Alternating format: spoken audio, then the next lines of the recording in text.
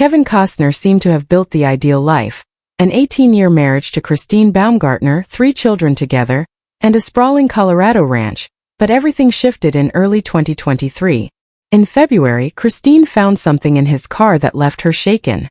2 months later, she filed for divorce without publicly explaining her reasons, asking for $248,000 per month in child support. What she discovered, and the secrecy surrounding it, became part of a much larger story about a man whose private life never quite matched the steady image he projected on screen. Costner was born on January 18, 1955 in Linwood, California, the youngest of 3 boys, though one died at birth, a quiet sorrow that lingered in the home. His father worked hands-on jobs before climbing into utilities, and his mother was a welfare worker. Money was tight. The family moved often, pushing Kevin through different towns from Compton to Orange County to Ventura and Visalia. He was small, shy, and frequently bullied, always the new kid trying to fit in. He played sports and joined choir mostly because those spaces made him feel like he belonged.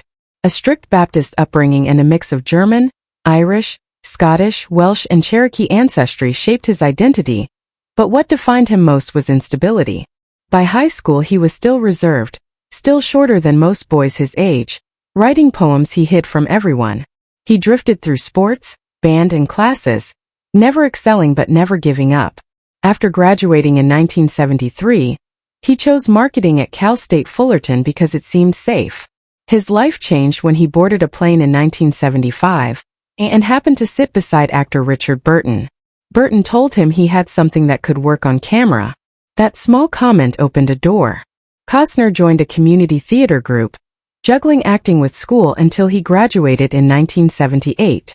His early career was filled with small roles, rejections, and financial strain. He married college sweetheart Cindy Silva the same year he graduated, and their daughter Annie arrived in 1984. Costner worked backstage, built sets, and took $250 acting jobs to keep his dreams alive. Slowly he built a reputation for sincerity and quiet authenticity in small parts in films like Chasing Dreams and Table for Five. He faced endless rejections, once even cutting his hair for a role he didn't get, but kept pushing. In 1983 he nearly drowned during a bodyguard audition scene gone wrong, an early sign of how unpredictable Hollywood could be. Everything changed in 1987. The Untouchables gave him his first major break and a $3 million payday. The production was chaotic and dangerous, but its success made him a recognizable name overnight. That same year, No Way Out cemented his rise, despite on-set clashes with Gene Hackman. Then came Bull Durham in 1988, where he charmed audiences and improvised many of his most famous lines. In 1989, Field of Dreams elevated him to a symbol of hope and nostalgia. He personally financed reshoots when the studio refused, believing in the film more than anyone else. It paid off with worldwide success and a star on the Hollywood Walk of Fame. Behind the scenes, fame strained his marriage. Long work hours and constant attention slowly eroded the relationship. By 1994, Cindy and Kevin divorced, and she received a settlement reported at about $80 million. Professionally, he entered the 1990s with enormous momentum. Dances with Wolves, his passion project, was dismissed by studios as too risky, so he financed part of it himself. Long months of brutal filming with real buffalo, icy landscapes, and cultural advisors produced a landmark film that won 7 Oscars, including Best Picture and Best Director for Costner.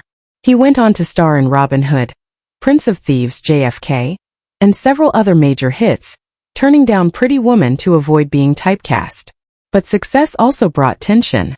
His reputation for taking creative control frustrated studios, and by the mid-1990s his choices grew riskier.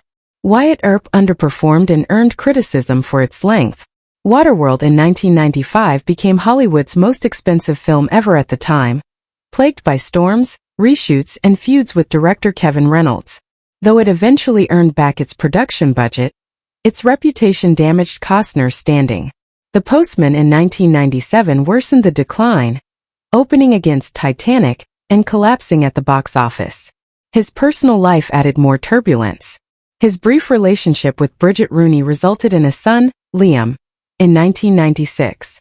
Costner initially denied paternity until a DNA test confirmed it in 2002.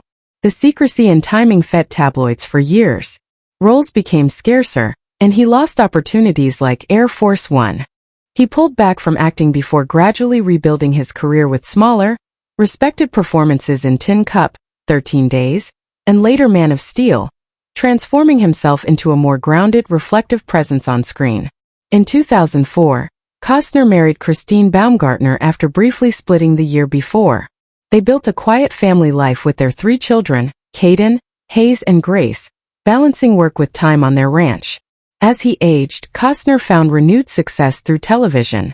In 2012, Hatfields and McCoys drew massive audiences and won him an Emmy. Then Yellowstone exploded in 2018, turning him into the face of modern Western drama again. His salary climbed to over $1 million per episode. But by 2023, contract disputes, scheduling issues, and creative conflicts fractured his relationship with the producers. He ultimately walked away, leaving fans stunned. Even while Yellowstone soared, Costner pursued his lifelong dream project, Horizon. When studios refused to finance it the way he envisioned, he put $38 million of his own money into the film and mortgaged land to complete the first chapter. The movie premiered at Cannes in 2024, but made only $12 million domestically. Critics were divided, and the final chapters remain unfunded. In 2025, a lawsuit from stunt performer Devin Labella added new controversy, alleging she had been pressured into an unscripted scene without proper safety oversight. Costner's team denied the claims, but the case continued. The final break between Costner and Baumgartner unfolded publicly in 2023. She filed for divorce on May 1, shortly after purchasing a luxury Porsche with joint funds, an action cited by Costner's team as the first sign she was preparing to leave. What she found in his car earlier that year was never revealed in court filings, but those close to the matter suggested it played a major role in her decision not to reconcile. The child support battle that followed was bitter. She asked for $248,000 per month.